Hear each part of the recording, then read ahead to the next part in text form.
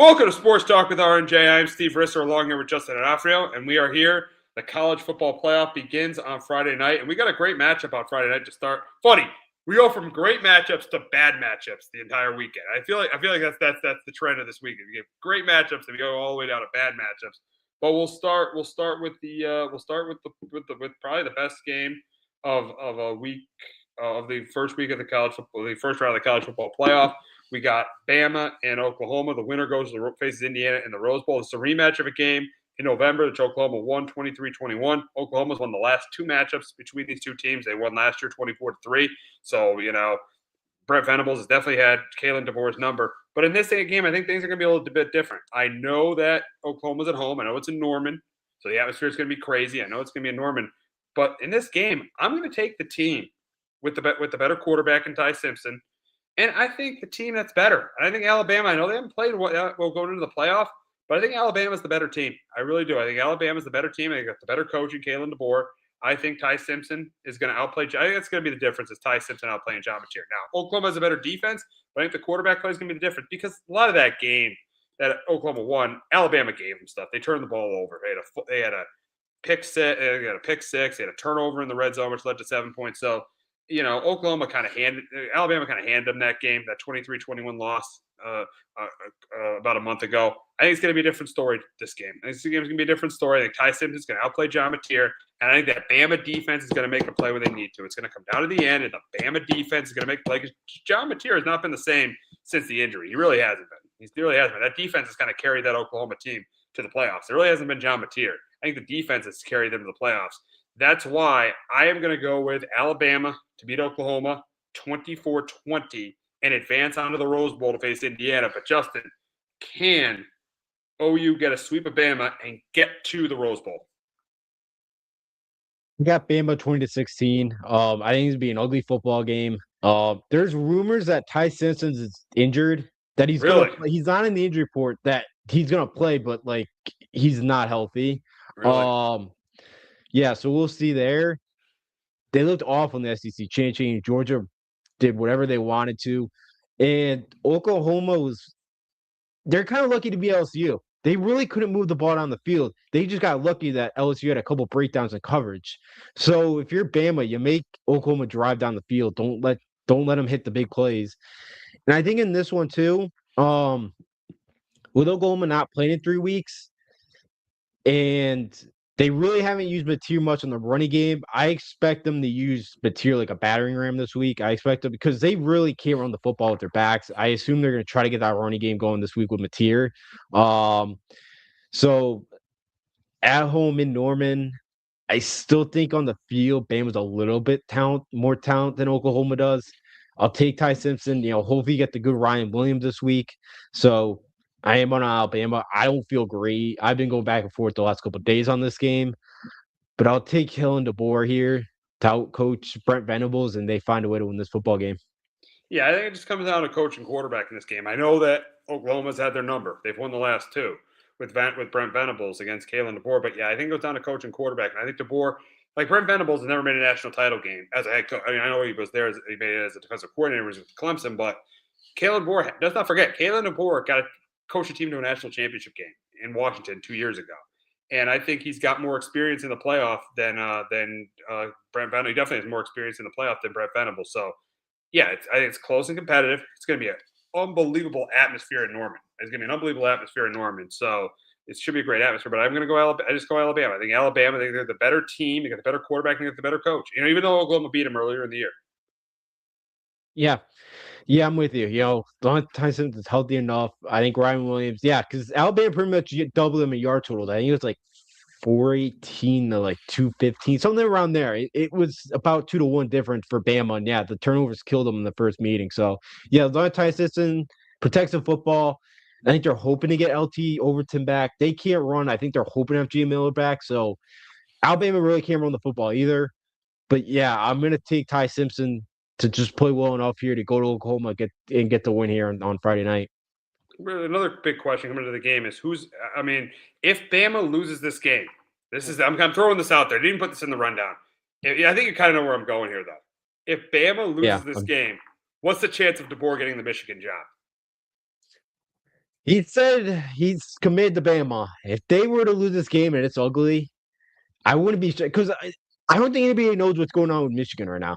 So I Really? wouldn't be No, yeah. shocked because Jet Fish, because I thought that was a second choice. Doesn't sound like he's going. It doesn't sound like Kenny Dillingham's going. So Michigan's getting desperate. So maybe they'd circle back but so I think there's a chance he goes back. I don't think it's very likely at this point because Michigan doesn't even have a president right now. Sounds like they're gonna. Sounds like the AD Ward managed to stick around, but like I don't think he's beloved up there. So I think there's a lot of problems up there in Michigan right now. So I wouldn't be shocked if he left, but I do think even with a loss, he's more likely to stay at Bama than he would be to go to Michigan. Wow, wow. So you're saying even with the loss, he's more likely to stay at Bama? Wow, wow. And have you spoken about Miami yet, Frank? We're getting there. We're getting right. We're getting there about Miami. We're right. We're right there. We're getting there. But yeah, it should be interesting to see what happens with Kalen DeBoer. It should be very very interesting to see what happens there. And I think, but I think it's gonna be a close game. I think Bama does win and gets the Rose Bowl and takes on Indiana in the Rose Bowl. So we both got Bama here, so we'll see what happens there. But we got Frank in the chat, so we got to talk some Miami football and the Hurricanes sneaking into the college football playoff, even though they're behind Notre Dame the entire time. They sneak into the playoffs. They take on Texas A&M, and I think this should be a great game. You know the touchdown interceptions. They have the Carson Beck has 25 touchdowns, 10 picks. Marcel Reed 25 touchdowns, 10 picks. I think it's going to be a close game. I can't wait to see Miami's tackle go up against Howell. That's going to be a great matchup too. This should be a close competitive game, but at the end of the day, I just feel like Marcel Reed's going to outplay Carson Beck. I think he's going to outplay Carson Beck. And I think Howell's going to make the big play at the end. I think both quarterbacks are going to play well, but I think that Marcel Reed makes less mistakes, and I think Howell makes that big play at the end. I think he makes that big play at the end to beat Miami. I think it's a really close, competitive game. I think it's the most competitive game of any of the four. I think it's a close, competitive game, and I'm going to go with A&M here. I got A&M 27-24 over Miami. But Justin, can Miami prove that they belong in the playoff and set up a matchup with Ohio State? And that's a rematch from years ago in a game where Miami got screwed in, but set up a rematch with Ohio State in the Cotton Bowl.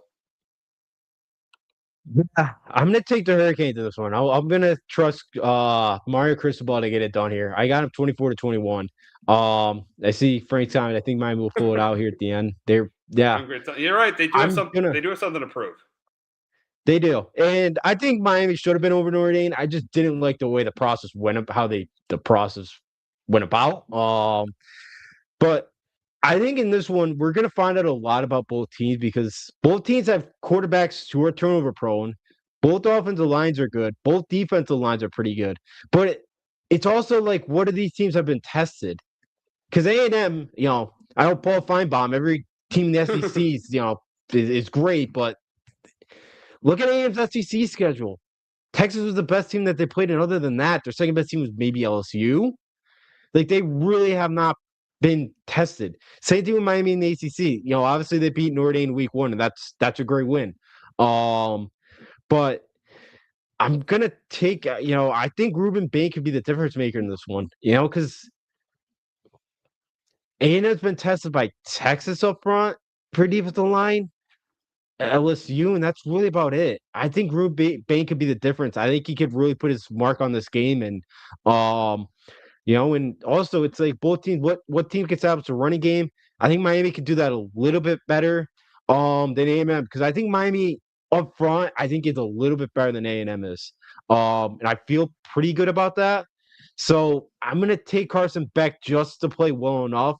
But if A&M can take away his first read, that's where he falls into trouble. So I'm gonna take Miami to find this one to win this one close. You're going with Miami? Yeah, I'm gonna take Miami close. So Frank agrees with you. He's got Miami 21-17. I think it's going to come down to which of the stud edge rushers makes a bigger impact. I think that's what could happen. Now, you probably like Miami's line because they got their All-American tackle. So you probably like Miami's line a bit better than Texas A&M's. But I think it's going to come down to whichever of those one of those edge rushers is it Howell or if it's Bain. You think it's Bain? I think it's Howell. And I think that Reed outplays him. That's why I think A&M wins it. And let's be honest, they play in a better conference. A&M, I know the schedule didn't have a great SEC schedule, they do play in a better league than Miami. And Miami lost to SMU and they lost to Louisville at home in a game where Beck threw 4 picks. Yeah, the Louisville one, what's his face? Bromps kind of had Chris Paul's number in that one. The SMU one, SMU's a good team. Like this is definitely the toughest environment Miami's walking into. So I'm like, I know the ACC isn't great, but Miami lost to 2 decent teams in that one because that was right before Louisville kind of fell. The train kind of fell off the tracks there for them, and like A&M, but like outside of Texas, they really have not been tested all year. And I did not love what I saw in that Texas game. So I've seen Miami beat a team like Notre Dame, like and I guess A&M went up there too. A&M did beat Notre Dame as well. So like I really like I don't really buy like this one's been really tough for me like again because there's just so many I feel like kind of unknowns with both these teams and they're both very similar. Both quarterbacks can turn the ball over. Both offensive lines are solid. Both defensive lines are pretty good. But it's like when we really haven't seen these two teams tested a lot. And the last one we saw an A get tested in, they didn't play great against Texas. So that's why I'm going with Miami. I just think they're a little bit more talented than A&M is. Even going to College Station at Cal Field, that place would be rocking. But I'll take Cards Best to play well enough. The funny thing is, you say both these teams haven't been tested. These were the 2 teams that beat Notre Dame. One beat them on the road, and one beat them at home. Now, I'll take A&M because they went into South Bend and won that game. So I'll probably I give A&M the slight edge, but it's such an even matchup because the quarterback's pretty evenly matched. The defenses, I feel like Miami's might be a little bit better, but they're going on the road. But A&M's pass defense is really good, especially with Howell.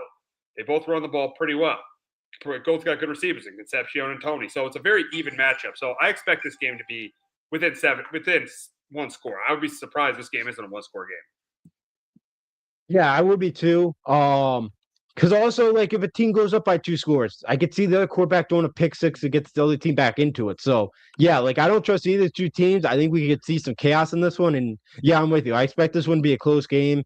I expect it to come down the wire. So, yeah, and, yeah, Frank, too, it's a running game that will, could totally make the difference. That's a good point. That's a good point. Whoever runs the football makes a difference because that's a quarterback's best friend, and that quarterback won't have to do as much in this game. So that's a really good point by Frank there. Yeah, absolutely. And can Marcel Reed's kind of legs because he's a really good athlete. Could that make the difference too? If he can open it up and that can open up the running back. Because I don't think Le'Veon Moss is gonna be back for A&M. It doesn't sound like he will. So it's gonna be Amari Daniels and EJ Smith, Emmitt Son's kid's gonna be the kind of 2. And yeah, Miami's got a really good running game too. A&M's been getting good against it most of the year. So yeah, it's gonna come down to who can run it. So and kind of keep those pass rushers at bay. So and to help out those quarterbacks. The other thing is too, my last thing on this game, A&M loves to use the screens too. Miami can get home with 4. So if they can get home with 4 and they don't have to blitz, and you can have 7 guys kind of help out on the screen and kind of keep that in check, I think that's also a huge thing for Miami because A&M loves to use that. So if Miami's got to blitz and use 6 guys to get the read, maybe that opens some stuff up in the screen game as well. Yeah, it's a good point. Yeah, because they could get there with 4. Yeah, then it's tougher in the screen game because then you got a linebacker who could just cover that running back. But yeah, if you don't get there with 4 and you got a blitz, that's when you can scheme up the running back to get open. Yeah, absolutely, and you can hit some big chunk plays with that screen. So yeah, absolutely. If Miami can kind of be able to get home with 4, use a linebacker to cover whoever they use at the running back, it's going to be huge. It's going to be huge for the Canes. So yeah, it should be a great one. It's one of the first 2 games. It could really go either way. We should have a couple closer matches than we did last year in the first round, which is good. But yeah, I think we got 2 good matches here, and it's definitely 2 evenly matched teams right here.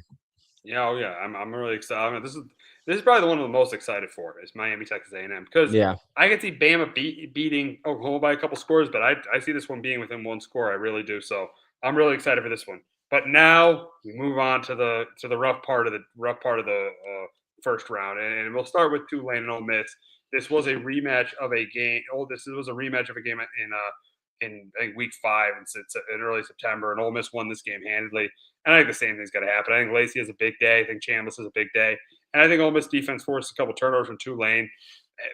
I mean, we knew one group of 5 team was going to get in, and we always thought Tulane was going to get in, but we thought, we thought maybe the ACC champ would face Ole Miss, or we get like, Virginia facing Ole Miss, but we got Tulane facing Ole Miss, and I think Tulane runs away with this. I think that it's I mean, Ole Miss. I'm going third. Everybody say, I don't know. I mean, Ole Miss runs away with this. Again, I got Ole Miss 38-17 over Tulane. But Justin, can Tulane keep this thing more competitive than they did in early September? Yeah, same score as you. Ole Miss 38-17. Tulane's secondary is shaky. It's not great. And Ole Miss in the first game, they had 11 possessions. 8 of them they scored. And the last possession, Ole Miss just took a knee to end the game. So they scored in 8 of their 10 possessions, and 6 of them, I believe, Ole Miss drove the field at least 60 yards in those possessions. So it's going to be tough. Now, Jake Retzlaff, the BYU transfer, the Tulane starting quarterback, got there late, got there right before the preseason practice. So you could tell back then, like, he started that game 0 for 9. He got benched in that one. He knows the offense now much more better than he did back in September. The thing is, though, they've used him in the running game of late, or especially big time in the conference championship game. The problem is in this one is he's a decent athlete, but I think now that you're going up against Ole Miss, he's not as – when he faces better athletes, like he's going to see against Ole Miss, he can't get out in the open more and kind of be a big factor with his legs because he really couldn't at BYU last year. So I think he's going to struggle in the running game as well. I think Lacey has a big game. I think Chambers has a big game as well. I don't see Tulane getting many stops in this one. I hope Tulane keeps this thing interesting. But you also have the thing as well here. John Summerall's coaching 2 teams right now. He's trying to figure out his roster for Florida. He's trying to figure out preseason plans for the Gators.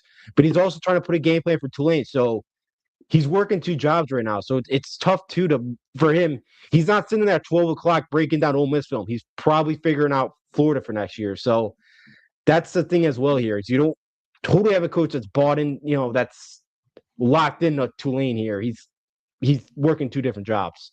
The sad part of college athletics, one coach is gone, another coach that's get ready to coach Florida right now. So it's just the sad part of college athletics that we're in a situation like this where you got one team with an interim coach. Is he still the interim? Is he? Did they hire him? Is the Ole Miss coach? Golden, Ole Miss is he's they took the intern tag off. He's gonna be the full-time head coach next year. So he's got the job, and in Tulane you got a guy who's got. I mean, he did a great job, and you don't blame him because he's getting more money going from Florida to Tulane. But he's got one. But Summerall's got one foot out the door. Yeah, and that's the problem. And it's kind of, I think it's gotten to the point where it's like the NBA, where it's like the storylines off the field are more compelling than stuff on the field. Which is not good because that's the thing about these 2 games is. These 2 games, with Ole Miss and Tulane, and there's two the big storylines is, 2 coaches with one foot out the door. You don't blame them for 3 coaches and one other coach that lost his that left to go to LSU. Billy Kiffin who left to go to LSU. And the other thing is really if these 2 games are blowouts, and we'll get to this after we talk about JMU and Oregon, they're going to be talking about maybe eliminating the group of 5. So the problem with these games is. There's more news off the field than there is on the field. And if you put a Notre Dame in the playoff, there'd be more news on the field than there is off the field. Yeah, there would. And if they get rid of the group of 5, say goodbye because they're gonna split off then. I think you're always gonna have at least one. Or let them be, or they got to be at least top 15. Like I said last week, they got to be at least top 15. I just think they'll rig it. I get what you're saying. I think there should be something like that, but I could see the committee rigging it to make sure that they never get in, and then that creates a whole different problem. So, I don't know if you saw what the ACC is doing next year. There's like 9 teams playing 9 conference games, and the rest of them are they're playing only 8 games because it's so confusing. So all right, I don't know. All right, we got a comment here. We got to respond to this comment. All right, dude. Tell me why Tulane will win this game. You better be joking. Tell me why. Give me example. Tell me why Tulane is going to win this game. Tell me why. Tulane wins this game next. Reese Brooks, please tell me why. Please tell me why Tulane is going to win this game. Please tell me why. Because give Tulane. me He's a evidence. Give Tulane me fan evidence. or Mississippi They State got fan. they got beat by how about they get beat in week 5 by like 4 45-10. touchdowns? 45-10. Yeah, And you're gonna 45-10. tell me who Tulane wins this game? Reese Brooks, you're probably a Tulane alum, or you're just joking around right now. You're just messing with us. Yeah. Yeah, that or he's a Mississippi State fan. He doesn't want to see Ole Miss one. Something like that. It's got to be one of those. So, yeah, I'm rooting for Tulane. It'd be great to see him win. I just don't think it's gonna happen because it'd be great for one of these G5s to kind of quiet everybody about this. But I don't. And the last thing too, you're talking about Summerall too, and the next game too. 3 of the 4 games are all affected by coach because the A&M game, Colin Klein, the Texas A&M OC, is taking over at Kansas State. He's going back to be the head coach there. So he's worried about that. Both Oregon's coordinators, the defense coordinator is going to Cal. The offensive coordinator, Will Stein's going to Kentucky. So, like, in all these games, pretty much, besides Bama and Oklahoma, they're not – all the coaching staffs are kind of – you got kind of issues there. So, like Ohio State told Brian Hartline, their OC, to just go off to South Florida. He's not even call the plays now in the playoffs. So yeah, it's a headache, and they need to fix the calendar. But they're just the Wild Wild West. So the NCAA's got no power anymore.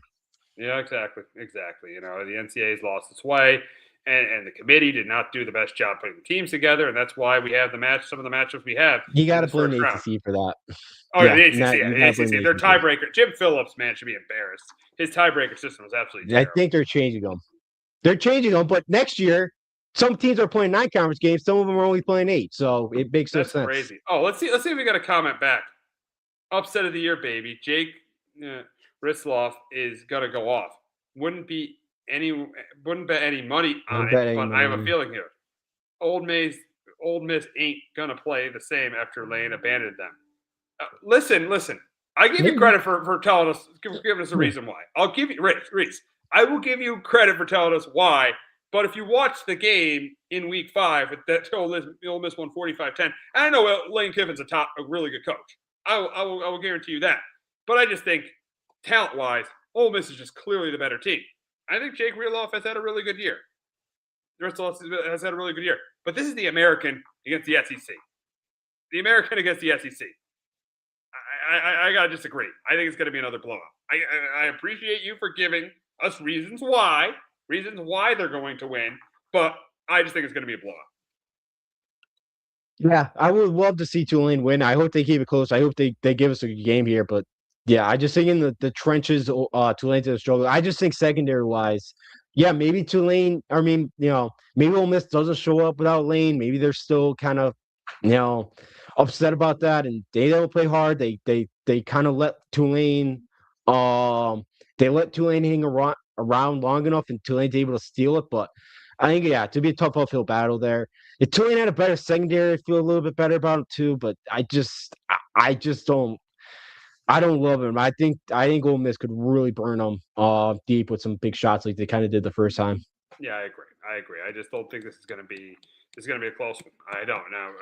I mean, Reese, I appreciate the comments, but I just don't think this game is going to be close. I really don't. I really don't think this game is going to be close. But if you guys have comments, you think there's going to be upsets in these 2 games, let us know.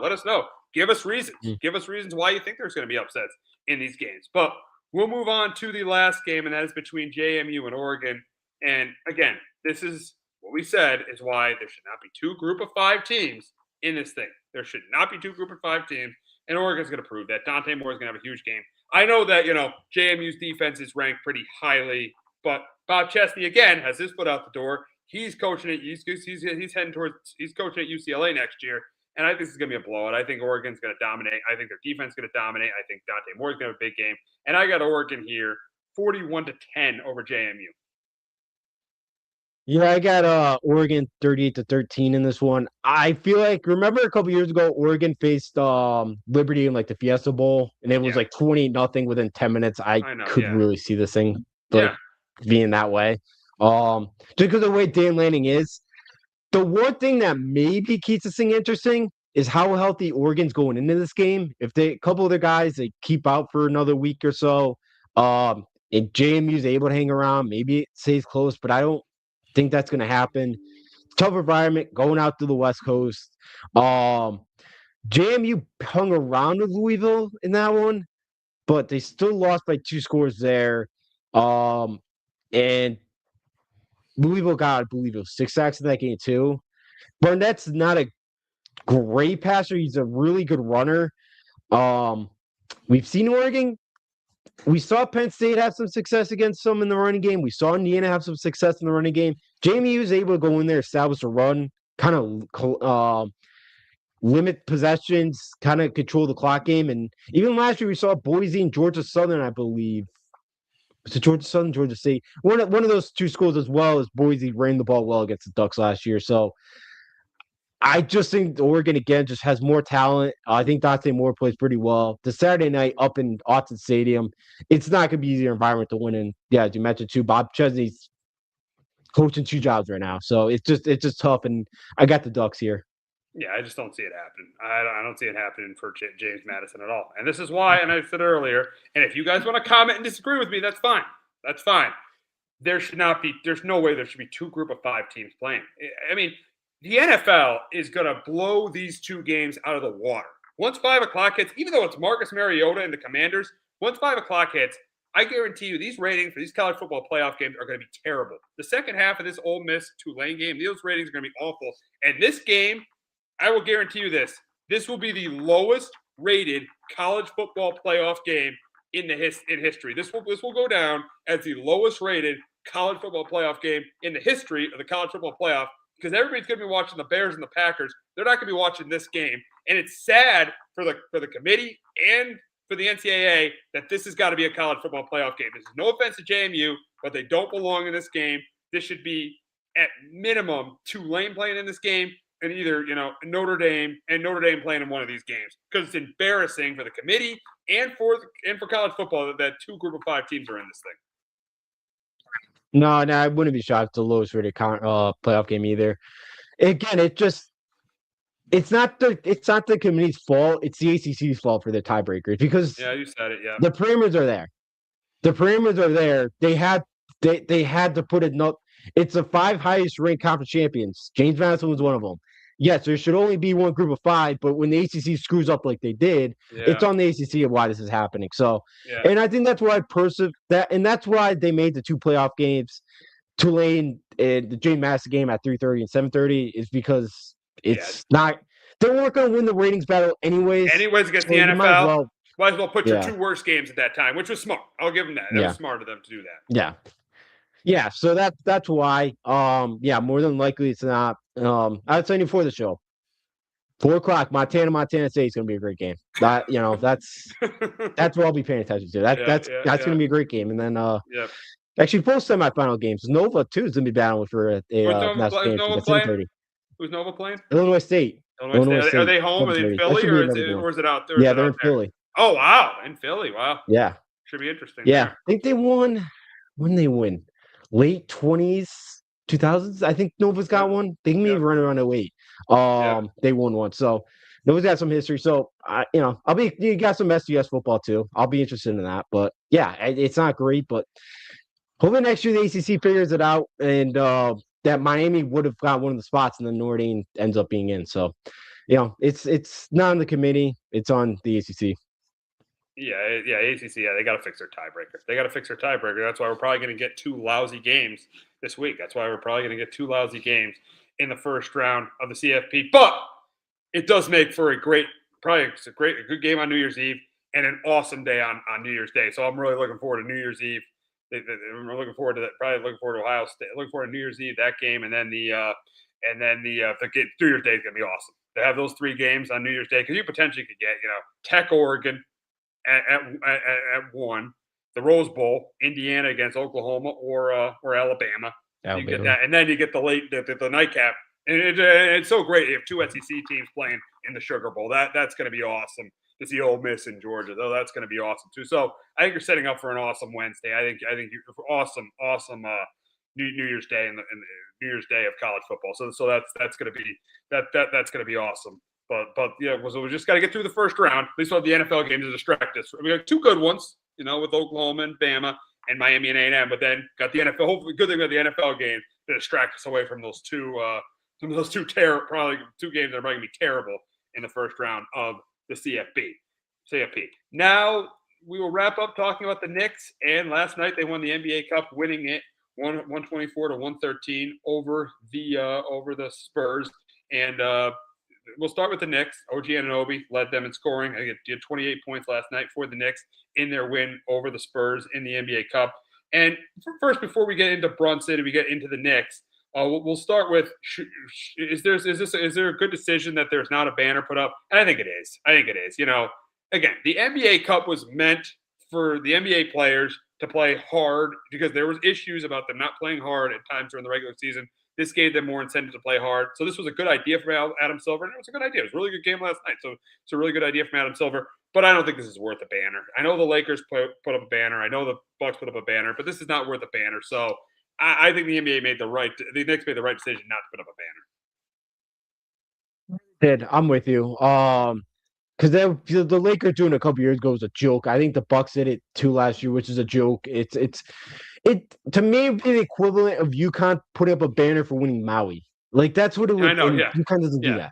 No school does that for Maui. So, especially when you have the history like the Lakers, there's no need to put up a banner for an in-season tournament. So, the Knicks made the right decision there. Because what? It's a Knicks fan. It would look weird if that thing goes up next year, 1973 title. Like it would just feel weird. I know. And you're hoping that you save that. You're hoping to save that spot for the banner this year. We'll get to that. We talk about what their potential is this year. But absolutely, save it for this year. Save it for this year. And I mean, it was good they won the cup. I'm happy they did, but they got bigger fish to fry. This team has high expectations. They got expectations to win to get to the next step, to get past the conference finals, to get to the NBA finals this year, and even win the NBA and even win their first championship in over 50 years. So I'm happy they didn't put up a banner, and they're focused on the major task at hand that is in June. But if you're going to win a championship, you got to have a superstar. You got to have probably a top 10 player in the league, a top player in the league. And the big question is about Jalen Brunson. He was the MVP of the NBA Cup. He has been the Knicks' best player over the last 4 seasons. It's been a great signing by this team.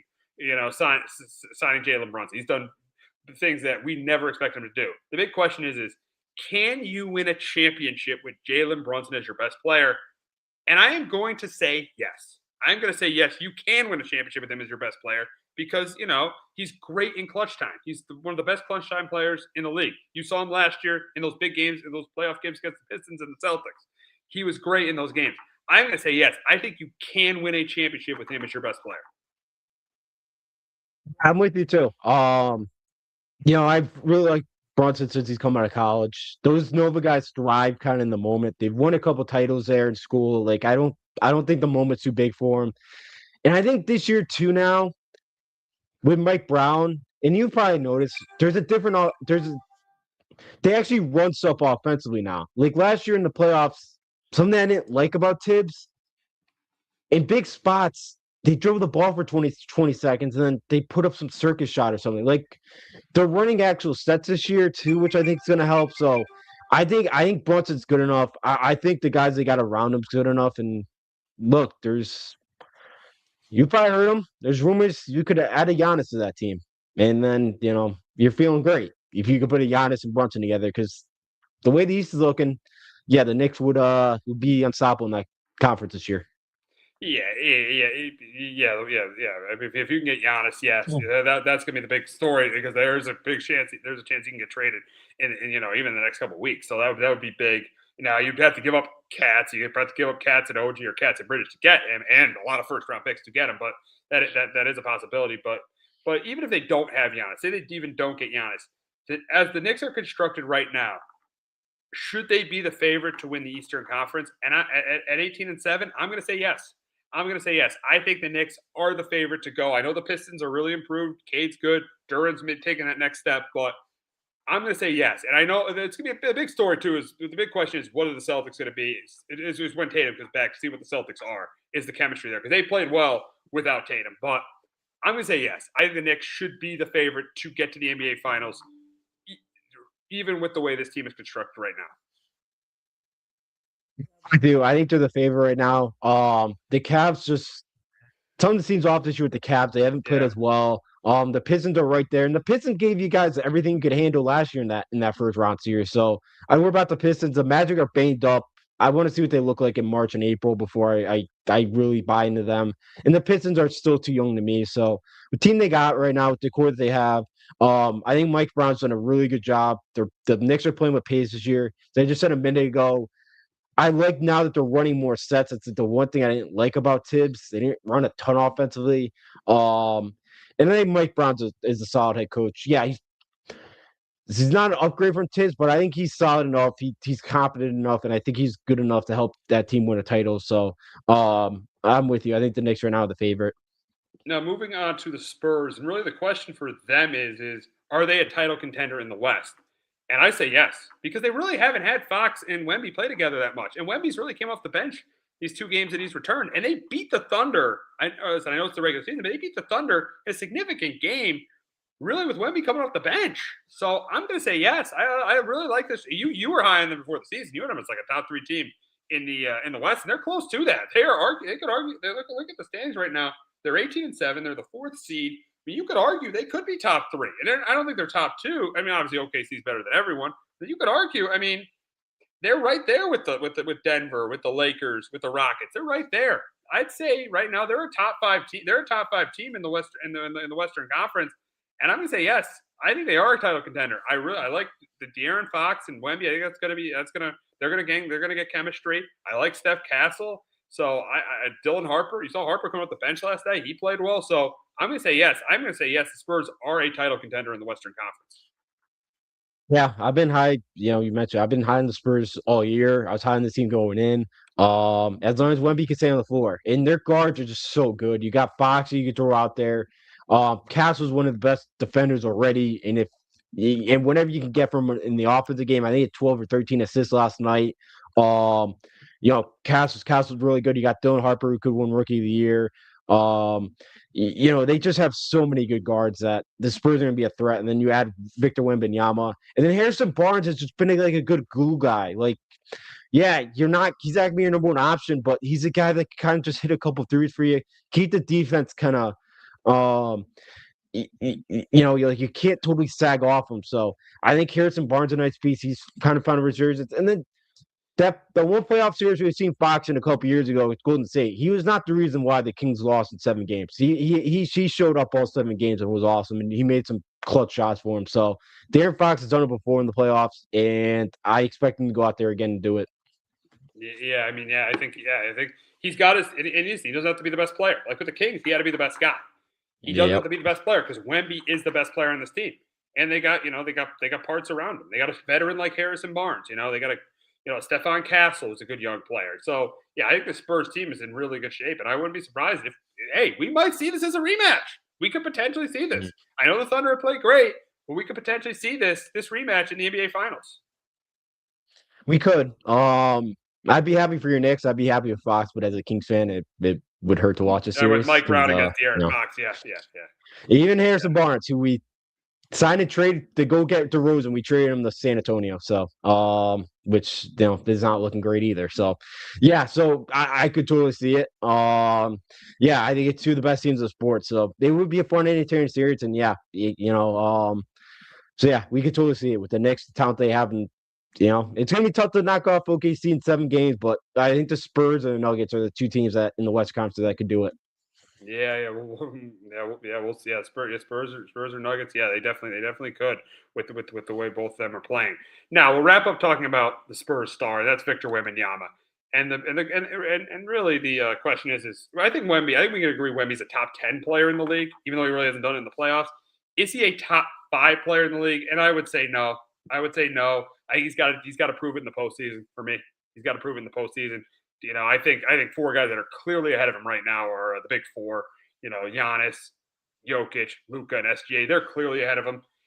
There might be an argument for top 5, but I would say no because he hasn't proven in the postseason the way Steph Curry has, the way Jason Tatum has, even the way Anthony Edwards has. He hasn't proven it in the postseason. So I'm going to say no. I think he's a top 10 player. I don't think he's a top 5 player. I'm going to say yes. Wow, I'm going you're to going say to go yes yes. because Yeah, I know he hasn't done the playoff yet, and I think that's going to come in April this year. He hasn't had the Really? moment yet to be able to do it. Yeah. Yeah, and I think it's going to come with him and Fox. He just has he's such a unicorn. He just has exceptional skills.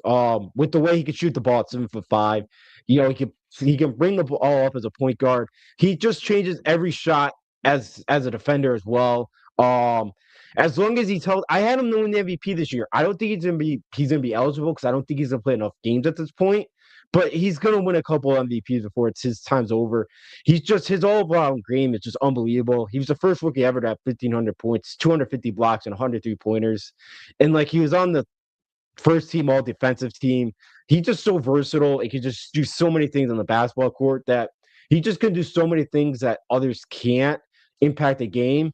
Um, so I think he is just because I know he hasn't done in the playoffs yet, but you really can't blame him. I know Joe Burley's kind of been the one thing the last couple years here, but I think he's gonna have his moment this April, and he's gonna solidify himself to be in that category. I'd like to see a little bit, playoffs, and I'd like to see the assist numbers go up a little bit. For me, I'd like to see the assist numbers go up a bit because you look at a Jokic. I mean, he gets like 8, 9. He gets a bunch of he gets a ton of triple doubles. A guy like Nikola Jokic, he's out there getting a ton of triple doubles. And even Giannis, I think, is a little bit better at making his teammates better around him. I just want to see him make his guys a little bit better around him because the Spurs did win games without him. Now it's not an insult. Spurs have a good team, but I would say that I think he needs to make his guys a little bit better around him. That's why I got him top 10, but not top 5. Yeah, and I get that. But like with De'Aaron Fox, with Dylan Harper, with Castle, he doesn't really have to play a ton of point guard right now. Like they can kind of what they've done is play through him. And so like he can do it. So yeah, I'm with you. Like if you get the assist numbers up to 5 or 6 or 7, Yeah, he's at be like three. great. But I He's don't at think 4, but I like to see him yeah, get up to he's where at 4. Giannis is. At least where Giannis is, like at like 6. I like to see the assist numbers go up. Yeah. Yeah. But like I just think that could be a because they just have so many point guards right now. Yeah. And you can be better. He can be better off the ball. So look, they'll run some stuff, for like a Fox or Harper, and he'll be able to kind of run maybe they play through Wembanyama too. So yeah, you could say that you like to see the assist numbers go up, but with the other guards that they have, you'd rather try to maybe just find ways to get him to touch and get him open looks too. So I get that, but it's also they have a couple really good point guards there as well that they could use as well. And that's great in the postseason. You got 4 guys bring up the ball like that, Yeah. and Yeah. the other 3 guys, or maybe 2, because casually you're not really getting looks for. But like you got 3 other guys with Fox and Harper that you could get open looks for. So they could be a mismatch nightmare. Yeah, you're right about the ball handlers they have. You're right. You're definitely right about that. And they're in a good shape. This is a really good team. They've made a leap because he's been able to stay healthy and they've gotten De'Aaron Fox. So I think the Spurs are in really good shape. I think the Knicks are in really good shape. I think it was a good NBA Cup, and I think both teams are in good shape, and both teams could definitely make runs in the postseason. But that's going to wrap up this edition of Sports Talk with RJ. For Justin and Alfredo, I'm Steve Risser. But we will be back next week talking about Week 17. We're back on Tuesday next week, so it'll be Tuesday at 1. Instead of Wednesday at 1, it'll be Tuesday at 1 because of the holiday. But we're still going through the holiday. The next 2 weeks, we're going to be doing it on Tuesday instead of Wednesday. So we'll be back next week, Tuesday at 1, to talk about Week 17 of the NFL season and get you ready for Christmas Day, for the NBA on Christmas Day. Have a great weekend, everyone.